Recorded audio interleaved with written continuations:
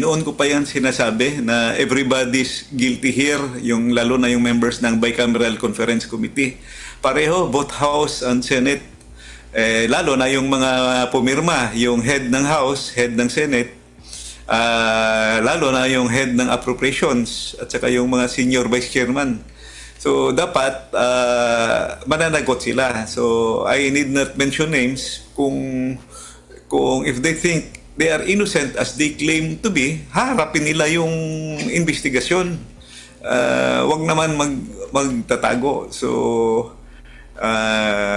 kailangan talaga.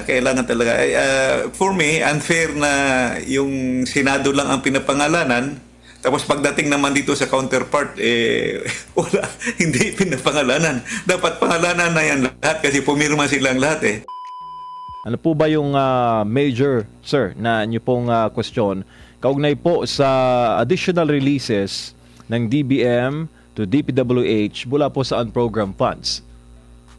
Yes, actually yun ang main question ko kanina sa lump sum appropriations kasi yung unprogrammed funds is considered lump sum appropriations. Ang point ko kasi kanina, release pala sila ng release sa unprogrammed appropriations para sa DPWH. Di ba may question na tayo? In fact, nasama pa yun sa question sa Supreme Court na na-overtaken na nung budget ng infrastruktura yung education sector. Whereas yung Constitution natin sa Republika ng Pilipinas, klaro yung nakasaad doon na number one priority sa budget natin is education. At nandoon din sa budget message ng ating Pangulo, 2025, nakasalagay doon na number one priority is the education, second lang yung infra. May basis din yon kasi yung sa BESF budget of estimate and sources of financing, nakalagay na rin doon yung komposisyon ng sektor, ng education sector. So, hindi na pwede dapat yung baguhin, hindi na pwede lang dadagdagan. So, I kept track of those figures, nalampasan talaga. Doon pa lang sa pag-approve ng GAA ng 2025, nalampasan na nalampasan na ng DPWH yung education sector. At saka ang masaklap pa ngayon, nag-release pa sila ng mas malaking unprogrammed funds sa DPWH, mas lalong lumaki yung gap, which really makes the budget unconstitutional. May nag-release sila ng unprogrammed sa education, maliit lang masyado, 8 billion. Pero 54 billion yung ni-release doon sa unprogrammed, which really makes the budget unconstitutional. Opo, Kong, mag-ayong gabi. Dito po sa budget naman ngayon na DPWH or sa iba pang mga pag-budget lalo na sa infra, na masisilip na ba natin kung merong mga anomalya, meron na bang pagbabago, nagbagong buhay na ba sila? Kasi nga, na-publicize na itong naging kalakaran po sa maanomalyang flood control projects pa nga ito, Kong. So, sa budget per se, kung titingnan lang natin yung budget, yung GAA o yung BICAM report at saka yung unprogrammed, yun, hindi mo malalaman talaga kung good or bad. So, ano lang yun, figures lang yung makikita. Pero makikita mo lang doon na lumaki talaga yung budget for flood control kasi may mga flood control releases Kaya nga tinatanong ko, ano yung mapetsa ng releases? I want to know. As of now, hindi pa nila binibigay sa akin, but they promised to me, they committed to me na ibigay nila lahat yung hinihingi ko na data. I would want to know kung anong particular items sa DPWH yung na-release doon. Anong petsa at saka kung kailan yun, kailan, petsa kailan na-release. I want to know kasi, di ba 2025 na election tayo? Aside from election, merong impeachment kay VP. So gusto ko malaman kung kailan ni-release yung unprogrammed appropriations. Kasi dapat technically, yung unprogrammed appropriations, ma-release lang yun kung may excess income ka. Ma-release lang yun kung may other sources of income ka or utang, loans. So most likely, loans yung source nila. Bakit kung nag-loan ka, bakit mauna mo pang i-release yung unprogram kaysa program? So kung may loan ka, unahin mong i-release yung program funds kaysa unprogram. So here you will see the expansion of DPWH funds.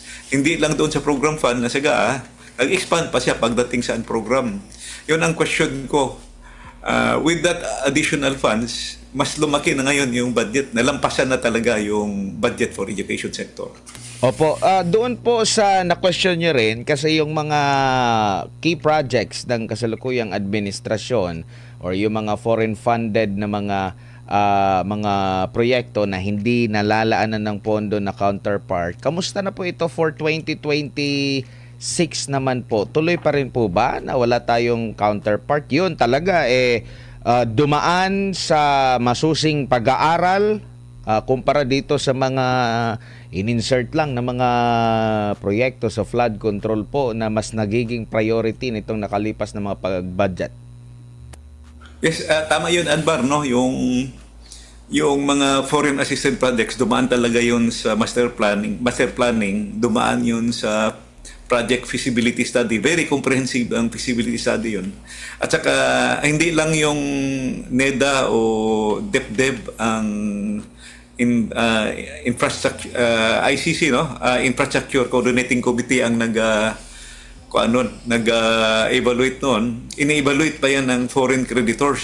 So, pupunta dito yung evaluation team, binabantayan nila yan. At saka yung implementation, mahirap talaga makalusot yung kalukuhan dyan kasi meron yung resident consultant yung ilalagay yung foreign creditor. So, closely monitored at saka yun yung funding natin ng big ticket projects.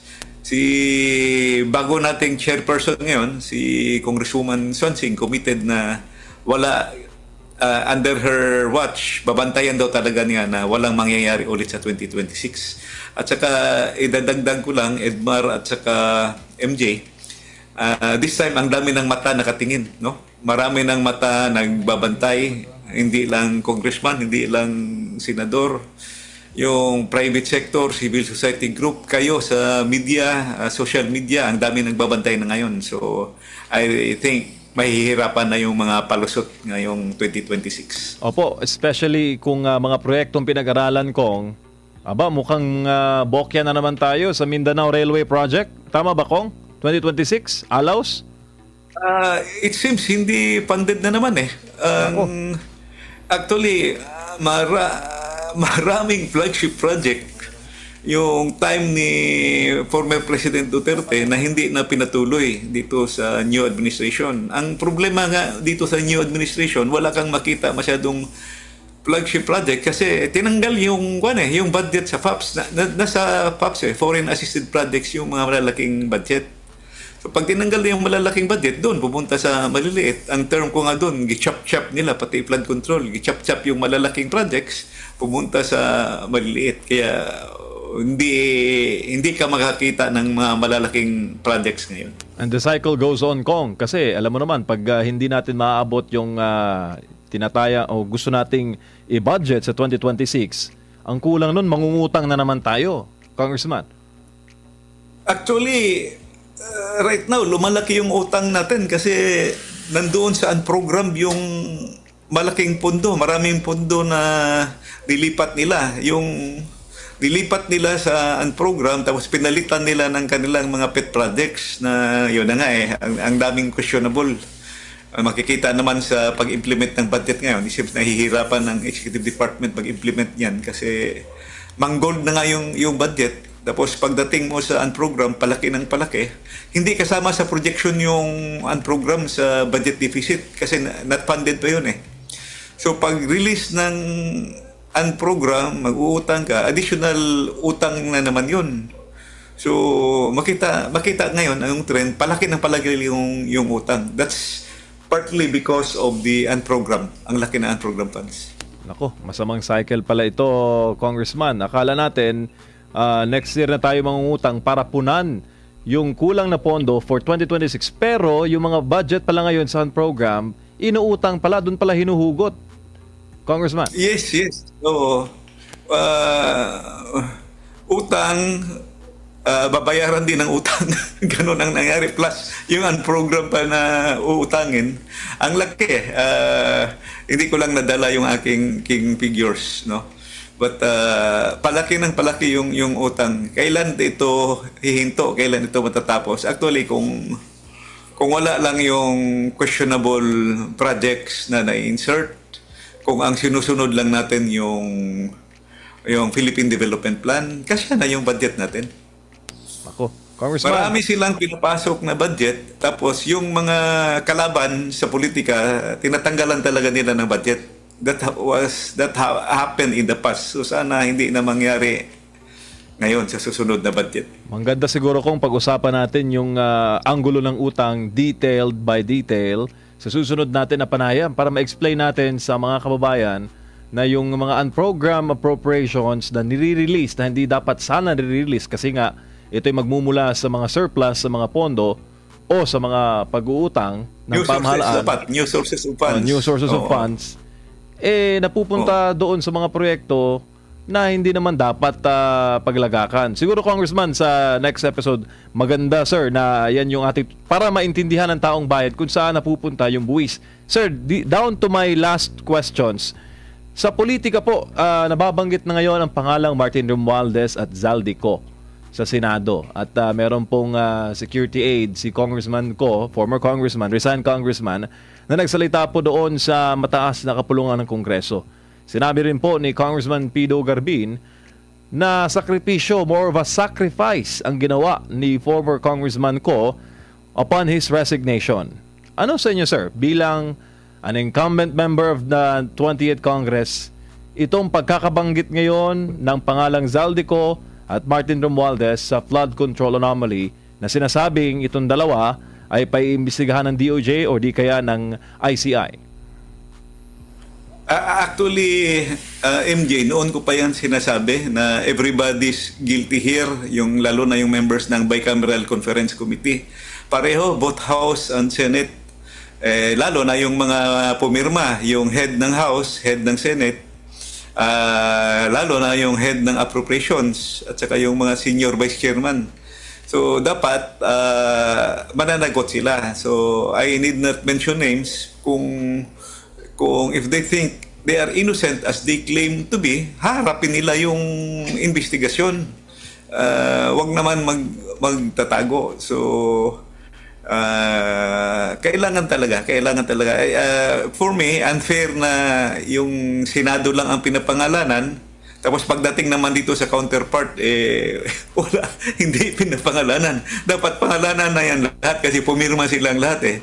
Pati nga doon sa kung babalikan natin yung BICAM report, 28 flags, pumirma sila. Bakit ka pumirma? May blanco. So, dapat noon pa lang, yung January pa lang, may red flag na yun. Binusisi na at tiningnan na kung bakit may mga blanco. So kung nakikita mo may mga blanco, automatic na yon. Mabalikan na sana na marami talagang maraming kababalaghan na ginawa. Yun lang paglipat sa program, nilipat sa program funds, yung automatic appropriations, dinagdagan, 14 special laws ang kanilang inaminda. So ang daming doon. Question. Pati yung PhilHealth, G0, hindi naman dapat yun. Obligasyon ng ating gobyerno na magbigay ng health services, ng universal health care sa ating mga kababayan. A lot of things need to be corrected, MJ and Edmar. Kong, last question. Naniniwala po ba kayo na walang alam presidente sa issue ng insertions, sa issue ng unprogrammed funds, sa issue ng flood control kickbacks? Sir. Well, everybody has a role, no? Dapat lahat titingnan kung saan ang responsibility. Kasi para sa akin, yung DBM cannot really say na hindi sila kasama dyan kasi sila ang nag-release ng unprogrammed appropriations . Usually, ng unprogrammed appropriations, doon mo na i-release sa dulo yan. Sa panahon namin noong araw, hindi namin pinapansin yung unprogram kasi walang pondo. Ilalabas mo lang yan pag may pondo na. Bakit nauna pa yan siya na i-release? So, magda-doubt ka talaga yan. DBM is already the executive department. So, makikita mo Hindi lang to legislative, pati executive department may part dito. Opo. Congressman, dagang salamat sa imong pag-uban kanamo nining taknaa sa kagabion. Sa ulitin po, sa sunod nga higayon, dagang salamat. Next time ulit, Kong.